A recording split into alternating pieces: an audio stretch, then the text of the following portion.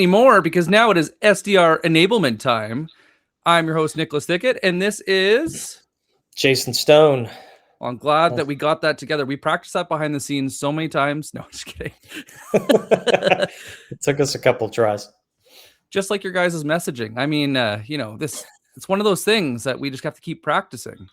But Jason, so this is the question that I keep getting asked, and I'm going to go and throw it out to you, and we'll go back and forth. But all right, I keep getting the same message in my DMs in LinkedIn, and that is, I can't get a hold of anyone. It is impossible to get a hold of anyone. I use AI. I have to go do deeper research. I use a sequencer. I'm contacting people in the thousands. What the hell is going wrong? Yeah, we hear that a lot. Even by your reaction. I mean, I'm not surprised. Well, you and I just talked about it, like just right before this, right? I had a conversation last week. Thousands of messages, open rates were high. Why are we getting ghosted? Right, the theme of this 60 minutes, and I think the conventional answer always tells you, right, that being ghosted is copywriting, or it's more personalization, more follow-up, more activity, right? But it all misses the actual problem. If copywriting were the issue, every company spending $50K on a copywriter would have it answered, and they don't. Personalization is just, personalization tokens. It's a mail merge. Are we actually doing personalization? Because every time, my favorite thing is they're like, "Oh, well, I would personalize, but it takes too long." Yeah. Well, does it take longer to send shitty messages and never get a response, or does it take longer to go and do proper research and get a response? It takes longer to get to pipeline, sending shitty messages and getting no response. But if you reverse that, right, you actually, again, solve the problem. It doesn't get ghosted because it's not crafted well enough. It gets ghosted because it's fundamentally built around the sender and not the recipient. Oh, yeah, the mental spam filter on that one. You had talked about how AI, and this is something would be a good conversation for us, but the one thing I find fascinating about all the messaging teardowns I've done in the last month is every single one is about them. Yeah. And do you know what that tells me? It tells me a lot. It's honestly, so if this happens, what I have learned is the list is selfish. Yeah. The reason that someone's on the list is because they're big, they're a big logo, and you want to sell them because you're going to get recognition and maybe a promotion. That is the reason why all of your messaging is about you, is because you're trying to justify a reason. This is the same reason that a lot of companies will go and do rebuttal training. The reason there's rebuttals is because the list is useless. Yeah. It doesn't answer why now. It doesn't answer why change. So you're having to justify the reason to reach out.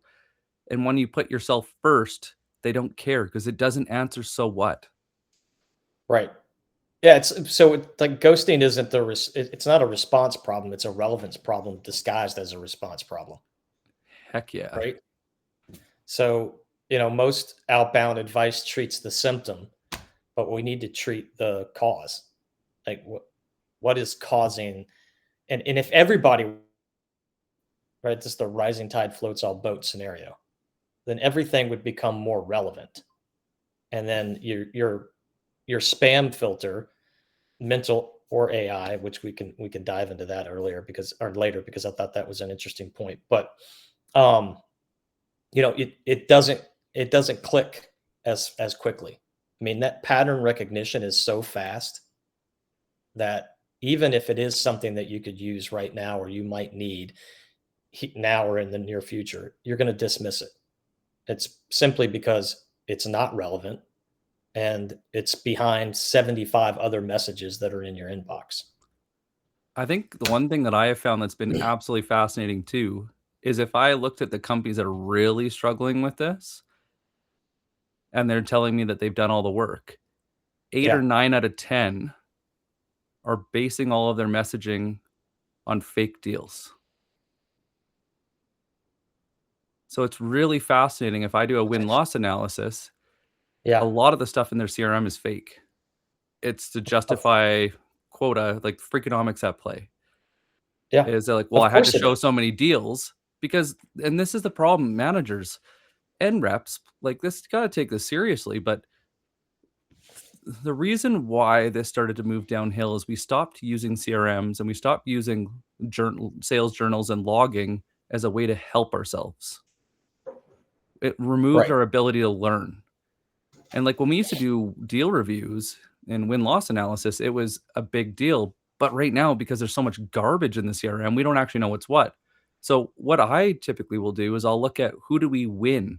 Who are the five, like Snowflake has an easy one. It's what are the five biggest deals you won in the last 12 months?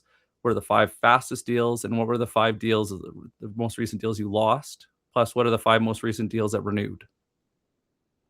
So you just look at those four different factors.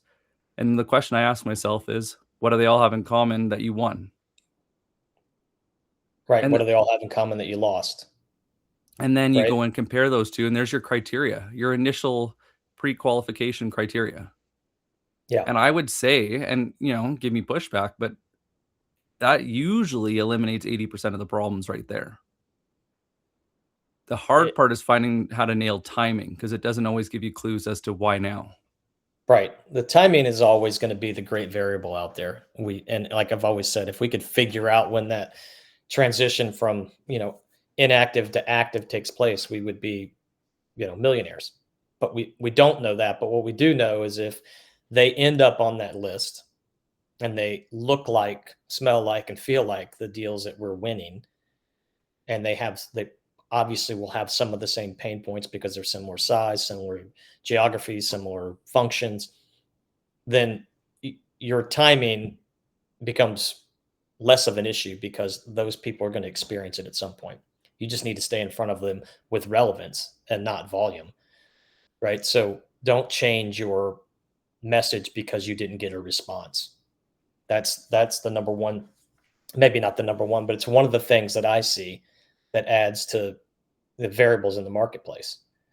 And you don't know, you've seen it. If you're on a floor with 10 SDRs, right, and the message actually gets a response, then everybody shares that message and everybody goes with that message. Well, that could have been timing, Yeah, the right? bullpen ping pong, whenever somebody Yeah. get one, and then all of a sudden you're like, ding, ding, ding, ding, ding, ding. Everybody's Yeah. using it. Yeah.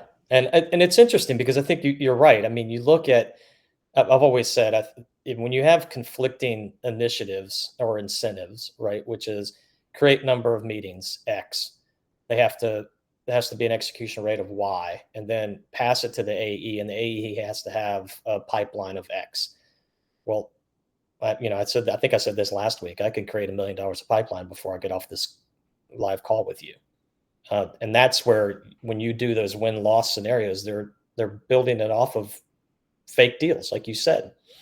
And I think it's interesting because you measure what you can see, and that's dials, emails, sequences, all visible, all countable.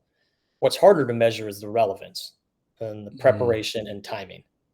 So everybody defaults to the countable thing, and they call it strategy. You got to change it at the org level, and it starts with changing what you celebrate. I talked to a prospect last week, and we were talking about meetings and book meetings and the number. And one of his reps, and I had it written down, one of his reps had booked 12 meetings, had a show up rate of 85%, 40% conversion to opportunity. And Wow. another rep booked 20 meetings, 55% show up with 15% conversion. Who's actually winning? But you know what the company celebrated? The higher number. The 20 meeting count. It actually resulted in fewer meetings and fewer pipeline. So the metric that tells the truth is pipeline quality downstream, not activity volume upstream. I'm a big believer, and I know you might give me some pushback on this because everybody has a different way of looking at it, but my view is you only go as low on metrics as where the failure is happening. So if my team is hitting target, I'm not worrying about activity metrics. Correct. Because you'd be an idiot to do so. Like, how many companies are losing top reps because they're too stupid to realize that activity metrics don't matter if revenue is being achieved. The only time that I've seen this be a problem is when people are selling crappy deals and they're churning before they become profitable. But this is why we need to have better talks with finance, which as a seller isn't your responsibility. Because No. if they don't tell you, then how do you know? Because a lot of the times, and this is the big difference that I noticed, because when I started, I managed a book. So when I managed a book of business, if I didn't get renewals, then I wouldn't be selling those types of people because it was a huge waste of my time. And previously, hope you guys don't have to deal with this because this was brutal, but we had a clawback period of 2 years. So if they canceled the first 2 years, you had to pay back 100% of your commission. Yikes. And so it was both a blessing in disguise and a pain in the ass because you learned very quickly who not to sell to. And I think this is the big problem when we split up and now we don't have full cycle sales reps is because they lose the opportunity to learn. Yeah, they just hand it off, right? It goes to client success, and they don't care whether it's a deal that will last or not. I can't believe how many times I've talked to CS and I just asked them, who do you love working with and what do they have in common? And 9 out of 10 times they tell me that they sold X product to this type of company and it is an easy place to start on my trial and error. The other place I'll go and start, and I can't remember where I got this from years ago, but is I'll look at G2 or another third-party rating site, and I look at what are the bottom, like the 2 out of 5 stars, what do they have in common versus what do the 4 and 5 stars have in common? What is recognized versus where did they miss? I don't usually look at 1 stars because people are just pissed off. Right. It's just an anger post. Where the 2, 3, and 4 are more constructive, so I can look and find themes. But it's very interesting is the things that they don't talk about is features. Right. It's how they thought they were going to be solving the problem and then it didn't happen. Yeah, that's an interesting take. But I do agree with you. I think that is, this disjointed belief of handing something off to someone else and then just going, it leads to churn, it leads to bad deals. And it's not connected. It becomes someone else's problem. That's a big issue. But I agree with you though on the metrics. Like I don't go if we're hitting revenue, I don't need 20 more phone calls or outreaches from every SDR, right? It's like we're doing what we're supposed. You go to that number and then you start every number starts to go down. Close rate starts to go down. Pipeline progression goes down. Integrity goes down. CAC goes up. So I agree with you. I don't dig to try and find a problem that's not there. But I think it's important to know, like, first things first, are we hitting target and what percentage of your team is hitting target? Right. Of that business, what percentage goes to a point where they're profitable? But this is a talk you need to have with your leaders and the actual team of what's acceptable. Once we've got past that point, we've got past the metrics, that's when we can start solving where the actual problem is. And so I had one a couple of years ago that was absolutely fascinating. So I had one elite rep that was doing about 80% of the business for this one division. Nobody knew until we started digging into it, which was fascinating because he referred a lot of business because he was too busy. Right. And they had an SDR team with a sequencer, and they were averaging about 25 to 40,000 emails a week. This elite rep, sourced his own deals. Guess how many emails he sent on average per week? Probably less than 50. Yep. Right. I mean, it's relevant. That rep knows what a good deal looks like, what the problem is. Yeah, I mean, I would say if it was any more than that, I'd be surprised. But what was the Yep. actual number? About 20 on average. Yeah. He rarely went above. More often it was closer to 10. But what he found is on average is it took about 60 days. So if he planned out all of his activities over a 60-day period and he went and hit certain people at certain times, he would win. And it was really interesting. I was like, well, but where do you start? And he says, well, it depends on what I know. I'm like, well, what do you mean? He's like, well, if I don't know how they look at, like how they go and keep their digital records, if I don't know how the different divisions actually communicate, if I don't know how they do their funding, so like, do they go and buy things at a certain time of year? Do they do it all the time? Is there a certain time of year that just is they're more interested in having those types of conversations? But he had all these different things mapped out because he'd been doing this for 33 years. He's like, everybody overcomplicates this, but at the end of the day, I look at mainly just two things. And it kind of goes back to the joke of like willingness to learn and ability Sure. to change. Yep. And that was essentially it. He's like, that's all I'm looking at is from this, I got the thing that I use too is what is their appetite for change? And what he taught me is that it doesn't matter if they book a meeting. If there is no appetite for change, it's not a deal. And so what I realized from that moment and from doing so many more win-loss analysis is most deals in the CRMs are fake. And that is why pipeline velocity isn't a thing, is because they shouldn't have been in the pipeline in the first place. So then now we're doing win-loss and we're doing all these review of what went into pipeline, but we're basing it all off stuff that's not true. So it's the self-fulfilling prophecy. Crap in, crap out, creates more crap continually. Now we go and automate it and use AI and it's even more crap. So this is the danger of automation and AI, is that it doesn't fix this problem. It actually magnifies it unless you have good data, which I would say is like maybe 1 out of 10, but it's definitely less than 10% of the companies that I review their CRMs. Yeah, that there's good data in there. And that's even companies that are winning. Like I've had a couple companies that asked me just to go and do some optimization and fine tuning. And that's when we started implementing live shows or a podcast or different, because we learned that people were learning differently than what they expected. And that when we got in there early and often, that's when our win rates went up substantially. Kind of like what you were saying. And it was interesting. So Phil, that gentleman I was telling you about that was incredible. Mm-hmm. Guess what his activation rate was? So the amount of, for every account he started prospecting, how many went into pipeline? I mean, I'm guessing. So I would say probably somewhere between 60 and 70%. Yeah, 60% on average. Yeah.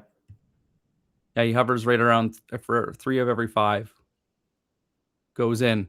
But it's interesting, he also would stop prospecting early too if as he was going through looking for clues, if those things he was looking for did not show up, he would hit pause because he said, I would rather save the account than burn it right now just to book a meeting.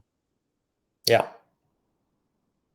And the other thing that was really interesting, he said, is when he sent a meeting link in the first 3 messages without them requesting it, guess what his booking rate was?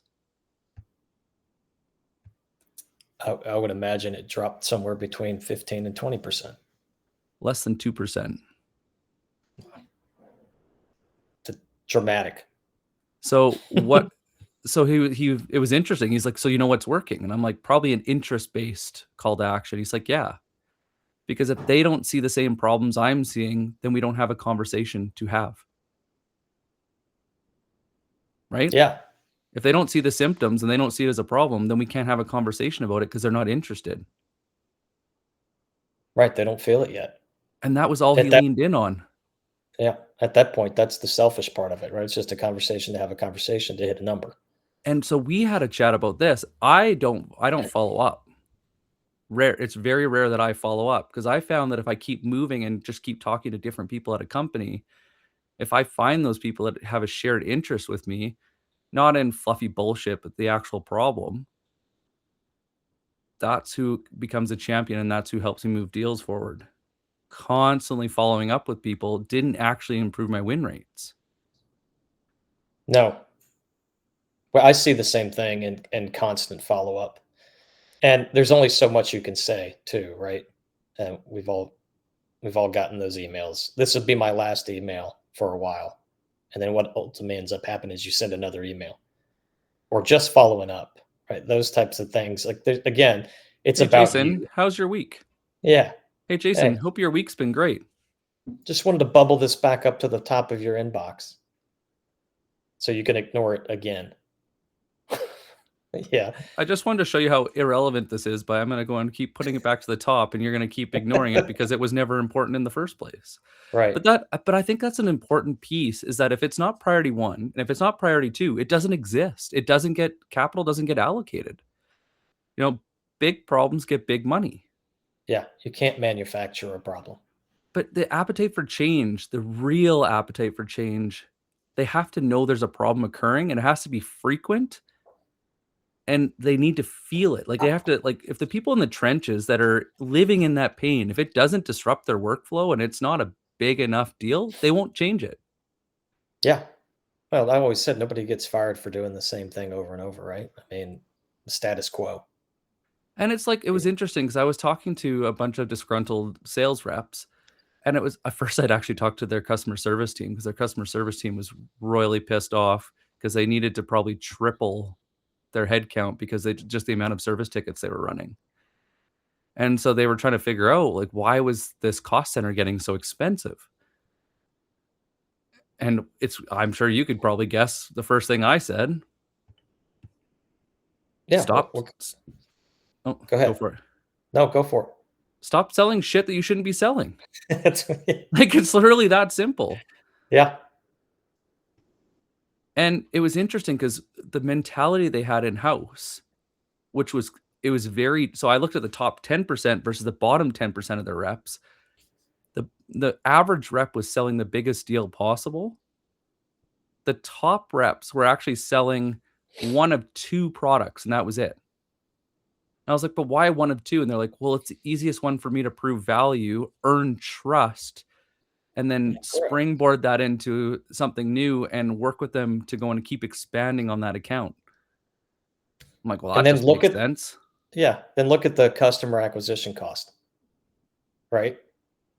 Think about that for a second, because what it costs for you to ramp up the biggest ticket item and have it churn faster than a lower ticket item that grows over time, right? And one of the things I always thought about, and I do this with us, and we're smaller than, Fortune 500 companies, and I know they look at things a little bit differently, but it's like I look at engagement count, like how many clients do we have, not necessarily at what are we selling these folks, because we can get an entry point engagement with a client and prove fundamentally that this type of focus works, and then we start to grow, right? That transition from entry to growth is a lot less intensive for us, and it also doesn't put crosshairs on the person who champions it internally. Right? Imagine if you go and spend $30,000 a month on outbound, and what do they expect? The second week it was sort of like you and I were talking about prior to this, right? It's like, how many deals have you closed in 2 weeks? 7. How many do you typically close? 1. We need more, because now there's a price tag on it. There's a lot of eyeballs on it, and it's not something that is going to be covered up by activity. All right. So it's interesting. I look at that a lot, because I would rather get engagements with clients that have the right expectation and know the process, and us do good work for a longer period of time to grow, than come in and think that we're going to, light fire to their market in 22 days. It's interesting, but we see it a lot. And again, I think everybody's opting for it, specifically in our space, right? Is they're opting for cheaper, faster, volume-based outreach. Question for you. Yeah. Should you always start high and work your way down, or should you start low and work your way up, or something else? Well, I think one of my beliefs is that you you can prescribe the right solution to the product, or to their problem, I should say, sorry, that is somewhere in between, right? And what I mean is there are a lot of prospects that we talk to that they probably need $40,000 worth of outreach and intensity because their belief system is that it's going to take X to get to Y. But when in reality, we can come in with a mid-tier solution that is not going to change and disrupt their current behavior internally, but we're going to prove something that works better, and then we grow. I think the problem with high or low is expectations. And if you start high, specifically in our world, if we start high and we go low, what tends to happen is that bar that's set at the high rate never changes. Right? So you get to a lower volume, lower intensity engagement, and they still heard 20 meetings a month. Right. And so then you have to ward against that the entire time. You're defending yourself. Instead of taking a offensive consultant success based approach. So I always try to look at just say, okay, what are we trying to accomplish? And we're in the wrong room if somebody says, well, we need 35 meetings a month. That's not our play. Our play is, high value targets which need a different strategy and outreach than just your volume based approach. Because as you stated, right, they're hoping to get one big flagship account. And that's where the volume play comes in. I'm going to send thousands of messages because I'm looking for the needle in the haystack, versus what we try to do, which is really position our client as an expert in the space that solves a problem we know they have. They may not have it now, but they're going to have it in the future. And, again, with responsible, relevant cadence. So I've seen, just like you said, right? The people that talk to CS, what are the deals that move the needle? What are the deals they like to work the best? The ones that they have success with and can earn trust. Yeah. So figure out who you can ask. Yeah. Don't try and figure it out on your own. Yeah. So I think the answer to your question lies somewhere in between, high and low. I think it's a hard one too, because like I used to go and tell people when I was doing GTM sprints how many people I talked to validate messaging. Right. And I stopped because I was like, no. I went really high because I had a learning goal, and that's what it took for me to hit, for it to become predictable. So I went on a mission to learn. So I wanted to know who specifically should we be targeting, what people within those companies should we be targeting, what specifically are they interested in, or that is relevant right now that would be a good conversational opener, and at what volume does it become predictable. And this was the thing that was also extremely fascinating that I wasn't expecting. But the reps that did low, medium amounts of volume had better account management than anyone else. And if you actually look at their success rate on activation, they tend to be about 30 to 40% higher than anyone else. So I believe that. They're not burning lists. Yeah. And the story you just told about that rep tells you that, right? And if somebody asked, like I got asked, so what makes messaging relevant? And that's it. I know it sounds ridiculously simple, but what's the reason they're on the list? I have 5 that I go to, and anybody wants to challenge me on this, go for it. But rates, recruiting, raises, rank, and ratios. Rates could be rates of growth. It could be expansion. What is something you can track externally that gives you clues to what the hell is going on internally? So one of the ones that always worked for me is that with software companies, a lot of the time they would hire a whole bunch of engineers, but wouldn't hire anybody in RevOps. And then all of a sudden they would hire finance and admin.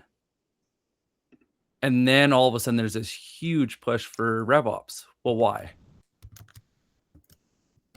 Well, costs just went up substantially. They're doing a big build out on their roadmap, and now they need to go sell it, but they're probably 4 to 6 months behind. And they're going, oh shit. So then they call me and they say, hey, could you go and help us go and hit our revenue target because we're not prepared? So that one worked really well. Recruiting also tells you a lot. Companies don't spend money unless they absolutely have to. And if you actually look at that job description, it tells you what they're looking to buy, what problem they're looking to solve. And so I would see it all the time when they would hire performance marketing, BDRs, SDRs, or they might be hiring AEs, CSRs, account managers.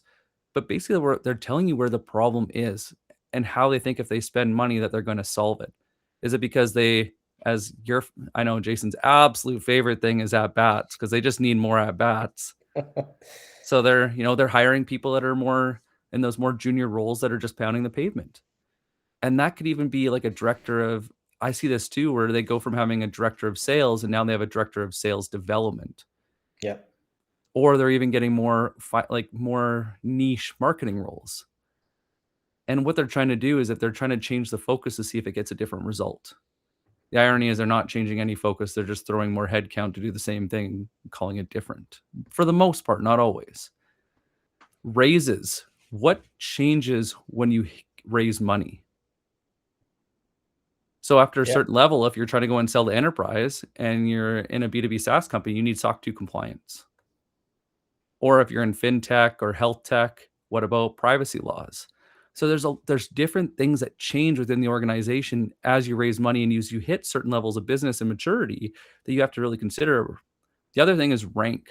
This one was one of my favorites. So how can you rank other companies to each other? Hey, Jason, it was interesting. I've been watching your company over the last year, and right now you're ranked number 1 for the highest turnover rate in sales. Any idea why it's happening? I wouldn't actually use that messaging, by the way, but my formula is you have to go and have an observation you can prove, insight, Right. why does it matter, and an interest-based call to action. But how do they rank and why does it matter? If it doesn't matter to anyone but you, then it doesn't matter. But look at like what Deloitte and a whole bunch of companies do with the entrepreneurial rankings or the best employers. Those are the types of things you can use, but you have to go and figure out a formula as to why and what it says about a problem in that company. I think my favorite one that was ratios. So, and maybe this is one for you, but I used to look at the ratio of marketing to sales all the time. Yeah. I look at that too. And it's an easy insight. Are they marketing led? Are they sales led? Or are they confused? And I think you guys can answer what the average is, but this is really tough. And you had actually talked about this earlier, and I won't go into much detail because I don't think it would serve the purpose of this conversation to go into too much depth. But what is happening a lot in these companies that I'm talking to is I do my audits and I realize they don't have a strategy, they just have goals. Yep. And if your strategy is to do what everybody else is doing, but a little bit better, that's not a strategy. That's optimization. That's you're not doing anything different. That's just beating mediocre at scale. Congratulations. Yeah. But what they're doing is because they're not answering how do we win and where do we win, they're leaving it up to sales and sometimes marketing to figure out instead. The danger of this is they don't know what types of customers they're bringing on and why it matters and how it relates into their product roadmap and how the business is actually growing. So this creates all these issues because leadership is failing to show up for you. But if you ignore those pieces and you just focus on what's within your control, this is where you have to actually look at what's working today and why. And these are still the 5 that I go back to that work. And I looked at about 1,000 different companies over a period of about 3 years. and I looked at the top 10% of reps versus the bottom 10% of reps. You guys will hear me say this a lot because I always find it very fascinating to compare the two. Guess how many filters on Sales Navigator the bottom 10% of reps used? 4 to 5, probably, maybe less, but 4 to 5. Yeah, on the high end, 4 to 6. Yeah. Geography, industry, Yep. Title, head count. Like those so there's like the simple, like how they're building their account list versus how they're building their lead lists. yeah, Guess what how many top reps were using on average? probably 12 to 14. Up. Quite a bit up. Really? 20? On the low end, 18. On average is about 24. Interesting. So what they did, it was really fascinating, is they had a pre-qualification list, but it was based on implementation. So what these top reps had learned is if these certain things were true, they could do good work. But what they also layered on, so there was the basic pre-qualification, there was the implementation pre-qualification, but then there was also timing. So then they would layer in, what is the rate of growth on the sales department? What is the rate of attrition? What does it look like for recruiting? Like they would layer in these different pieces, but the key is these pieces tell a story of what is going on at that company and what is the story that each one of those people are telling themselves. And the people that mastered this matched that story perfectly, so close. And this is one of my favorite things when I'm doing my sales-led research is they go, Jason, how the hell do you know that? Right. Yeah. When you do, I mean, we get that a lot when we look at, again, 18 to 24 is huge, low end to top end. That's, I think we sit around 15, but we still can identify sales attrition is a big thing, right? Specifically in the BDR, SDR role. But you get that Tenure of response. leadership too is fascinating. Somebody was Yep. telling me the average CRO lasts less than 14 months. Yeah. Last stat I saw was 18 months. So, but it wouldn't surprise me if that's dropped. Isn't that crazy? Yeah. Because think about the investment and the consideration that takes to create that position and fill that position, and the fact that it's churning at a rate that SDRs churn at. And I don't think people appreciate too, like when we talk about onboarding, there's quite a bit of time that goes into that. But it's like even when we talked about how much activity, there is a ramp up period. I think it's really important to go and build consistency in your pipeline. You have to ramp a little bit. You can't just start with the same volume you're going to always use. I always have to do a little bit extra because I have to go and build it up. Because naturally, I'll be wrong on some of my assumptions. Sure. And then once you get past that, then you get more efficient and effective.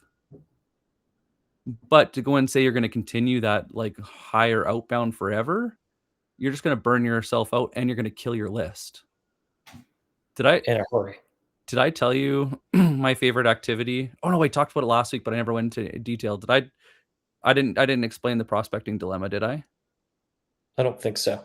So this is a good game. I built it based off of. You and I talked about it offline. Sorry, but go ahead because this is extremely interesting.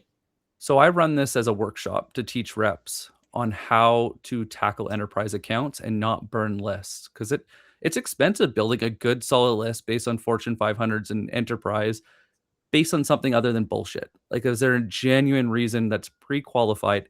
That's an expensive list and it takes market research. And I think somebody told me on average it's about 150 grand it takes to build a hot 100 list of good enterprise accounts. Whether that's true, I'm not 100% sure. But what I realized is that if I could turn into a game, it gives people the ability to learn fast. So this is how we play the game. Every one of those accounts, you're only allowed to talk to 10 people, no more. Once you send a message, you're never allowed to send another one unless they follow up. You can only pitch once. Once you pitch, it's dead. and you can't ever go back to that company. What do you do?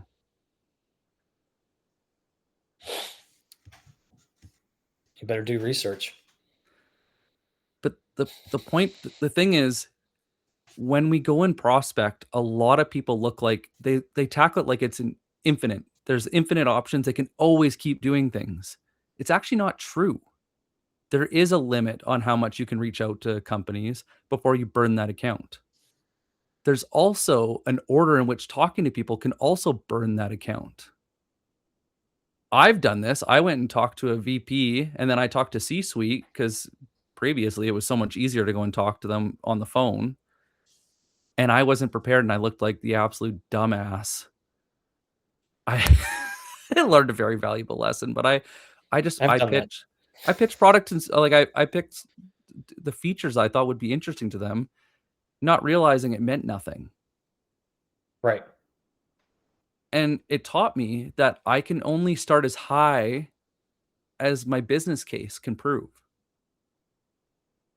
And so, especially with these larger accounts, a lot of these people that are higher up are so far removed from the truth of the reality of those people's day to day. They don't actually know the cost of inaction, and most of them bought it.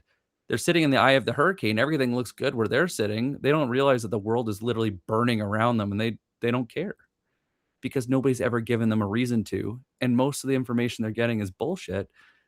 And so they're kind of kept in this bubble of isolation. But the moment I started doing detective work, then it changed who I talked to, in what order, what I was saying to them. And the other thing that I realized quite quickly is I used to always rely on one champion with authority.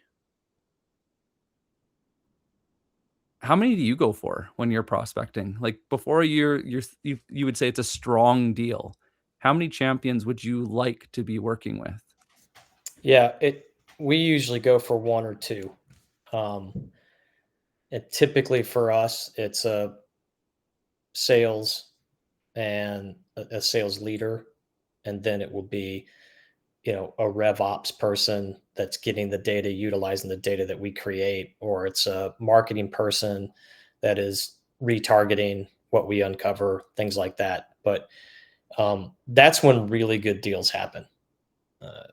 We can be isolated to sales quite a bit, and that's okay too. And then usually that's just a champion, which is the head of sales. Whether it's a CRO, CGO, or VP of sales, SVP. It's but we try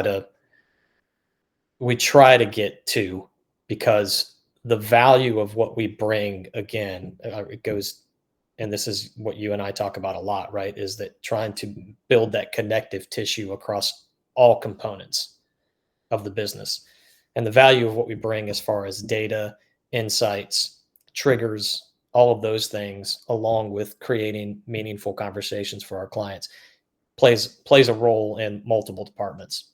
So, and we figure we figured out we stand a lot longer and a lot more firm when we have two champions, because there's value in the value gets dissected. And It's so interesting that for you it's one or two. So pre-COVID, it was one or two. yeah, Since COVID, it's 3 to 5. So and this is just my pipeline, and I'm looking at other people's as well. But the moment every one of my deals gets 3, my win rate goes above 80%. If I have their cell phone number and I can contact them and they respond to me within a timely manner, so like I text them and I get a text back that day yeah, from all of them, and then I'm well over 90. But this is the things that I want people to start talking about within their teams, is what actually matters. And I think this is the danger of handoffs, and I see this quite a bit where the SDRs, BDRs, or just whatever marketing org hands off a deal, and it's just a lead. It's a name, number, like very, very basic. There's no trigger. They didn't answer why change. They didn't answer why now. And so the win rate is sub 5% on those deals. easily. And that's on the high end. Yeah. What changes your odds is when you start adding these pieces in. I brought up Gittins Index on a previous show. You know, using the nerdy data science, this is what it has told me. If you guys want to improve your odds, do these little things. Have 3+ stakeholders, get them on the phone. So one thing that was really fascinating since COVID, previously, if I could get people on the phone, no problem. Now, thanks to automation, the mental spam filters, AI call screening, so many different things. I actually find that if I go, and this is something I want you guys to go and look into it for yourself, those deals that I push into pipeline quickly, the actual time they're in pipeline is about 3 times as long. The deals that I do a little more detective work, and it usually takes about twice as long, close on average 4 times faster.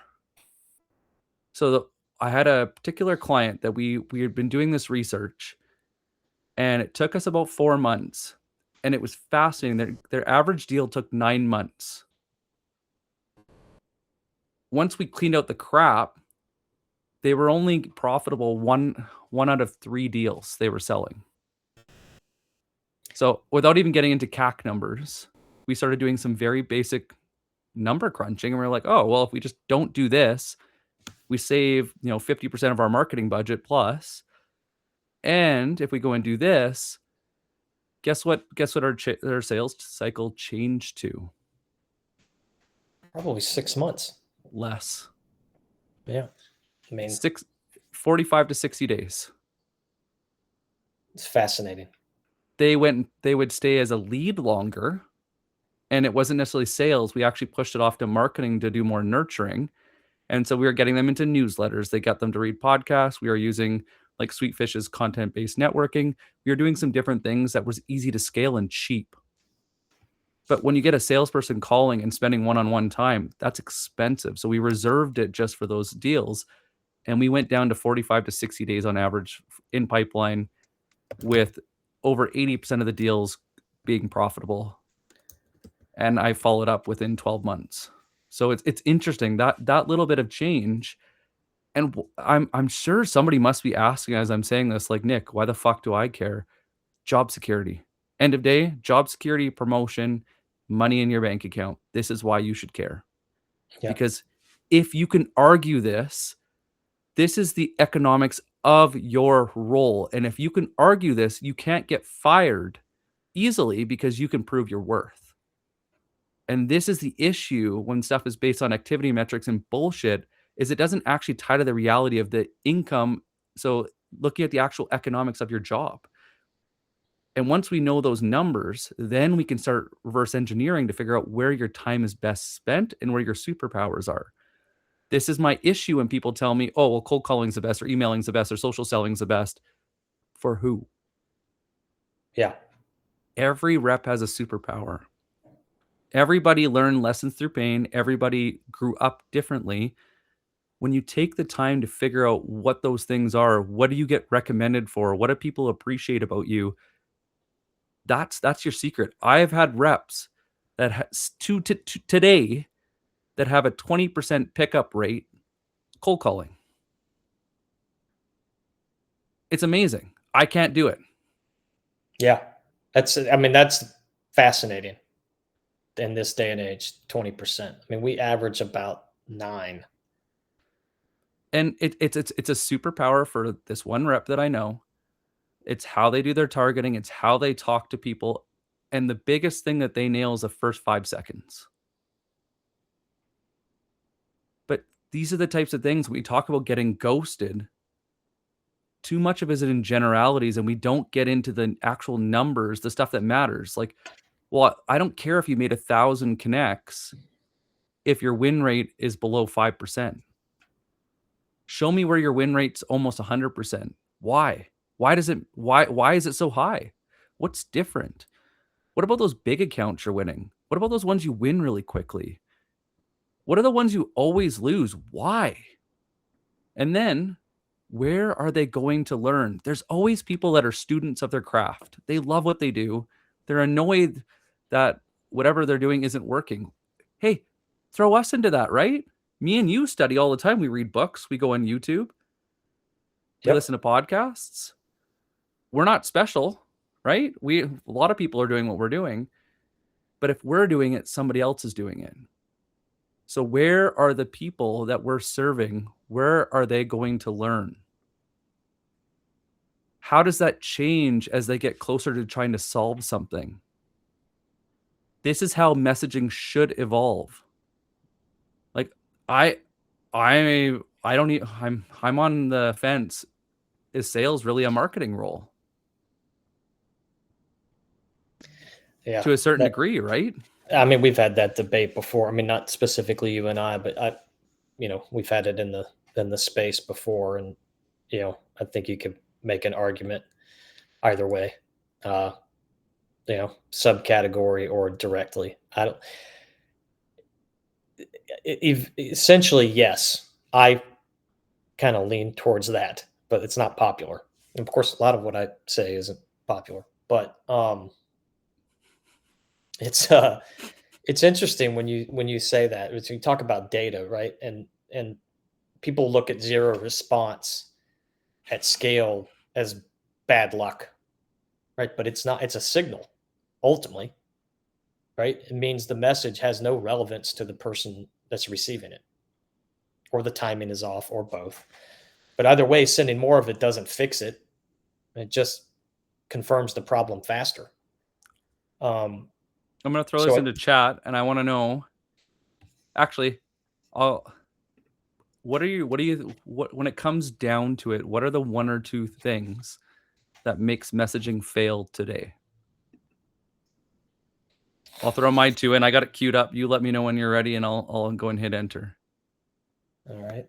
Hang on one second. Let me type.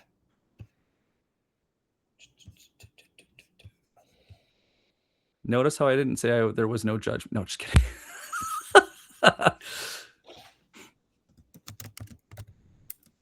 Okay. Anyone listening too, whether you're listening to the recording, listening live, throw it in there. I'm curious.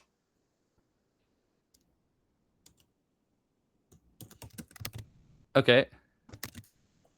I agree.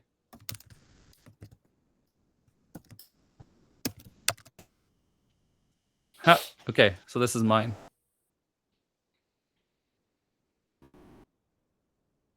The reason I agree, no relevance to personal outcomes, lead with product, so it's all about you.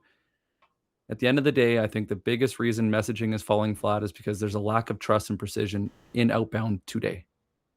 But aren't those all four are the same thing, right? Yeah. The trust and precision is like, you're not building trust leading with your product, right? You're not building trust making a generic outreach with hi, name, in your role at X company.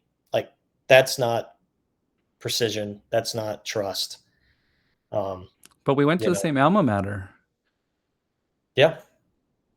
So did Jason, no, I'm just. I was like, I didn't even realize that. Something like that can help. Yeah. But if I would have led with that when we first started talking, it wouldn't have done anything, because you're like, why should I care? Yep. But now that we know each other, now it's a fun thing for us to go and chat about if it were true. Correct. But I think if you could go and take this with your teams and start splicing this, and maybe I'll turn this into an article for you guys, and me and you can go and argue over it another time. But like, what goes into trust? I've been saying it for years, and anybody that's been listening to me will laugh, but you can't move faster than the speed of trust. And if you take that to heart, that is why go-to-market is failing right now. We're scaling activity, not trust. We're not leading with precision. We're leading with generality, hoping to get more precise as we go. Right. So anybody who wants to go and give me how they break it up, I'll give you guys a free 30-minute session with your team. So shoot me a DM on LinkedIn or Substack, and I will do that for you. I'm not going to throw Jason into that because that's my offer. So I'd be happy to join. Okay. So take us up on it. Now, just because we're coming in the last 5 minutes, if listeners don't know, I've been picking the topics going for the last few. So if they weren't good, sorry. That was It's me. all your fault. It really is. I'll take ownership because it really was. So just so we can share the blame. I mean, so we can share, the wonderfulness of this. What do you want to talk about next week? What can the listeners look forward to? Are you asking me? Mm-hmm. You know, I love this topic because I think that everybody puts channel activity, metrics, all of that stuff first, and when it you have to reverse engineer this, and Yes. there's a lot of pieces to it. I think it would be cool for us to look at a list. I've got thousands, and maybe back like reverse engineer how we would go about it and dissect it, and the things that we would look at uh, to build it and get it down to, because I think I told you, like, one of the things that cracked me up when I first got here and with Frontline was our ICP was any B2B business that had a product or service. Do you have a sales team? Qualified. Yeah, Don't have a that's sales team? Qualified. yeah, it's just not, it's not possible. Um, Oh, and there's a level. has anybody else had that where you walk into a room? Oh, I think I told you about this. My favorite thing when I used to go and do contract sales is they're like, Nick, you're gonna love this. What is it? We can sell to anyone. I You cringe.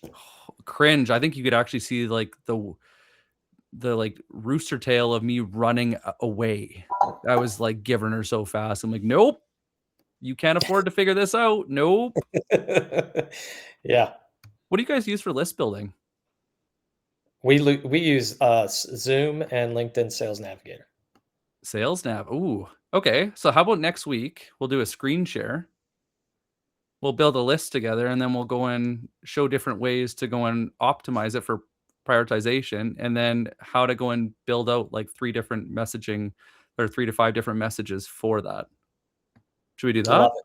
Yeah, I think that would be great. Ooh, sales nav. I haven't dipped in sales nav for a while. Okay, ladies and gentlemen, this is going to be a fun show.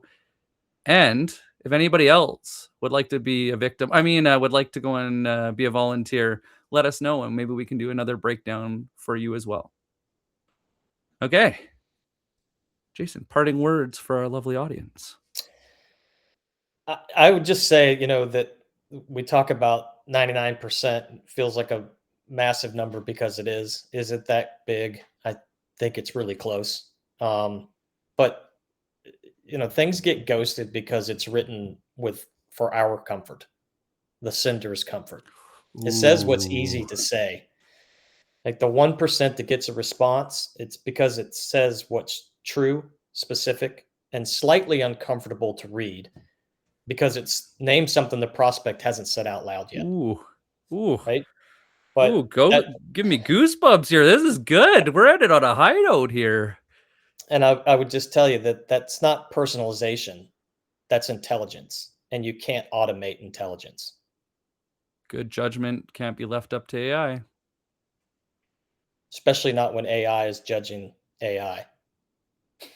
So You want to throw in your last little tidbit just for our listeners? Because that was a good one. Conversation with a prospect, high open rates, AI, automation, cadences, and AI filters are reading AI and rejecting AI.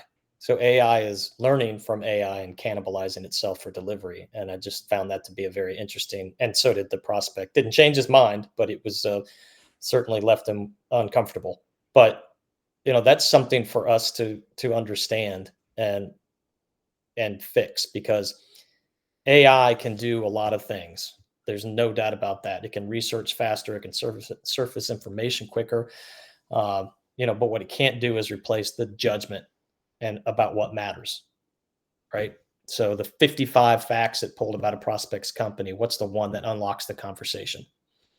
Those are the things we have to think about, and we have to be. It's our job to be responsible, not only with our product, service, and brand, but with the prospect's time. So amen. And on that note, ladies and gentlemen, it's what? It's 2026. It is no longer acceptable to suffer in silence. And I really mean this. In sales, a lot of the time it gets forced on us to just figure it out. We wanted to create this community because we know sales development is extremely difficult and getting harder. And what works is when we tackle it as a team. If you need help, reach out, get in our DMs, get in the comments. You do not need to buy anything. You just have to take the big step of asking for help, and we got you. Thank you so much for listening. If you know anyone that would appreciate this show, please send it. We will be back next week, same time, same place. We might be late. No, just kidding. We'll be on time. be on time. Nick keeps me on time. Otherwise, I probably would be late. Speaking of on time, we're out of time. So have a great week and happy selling, friends.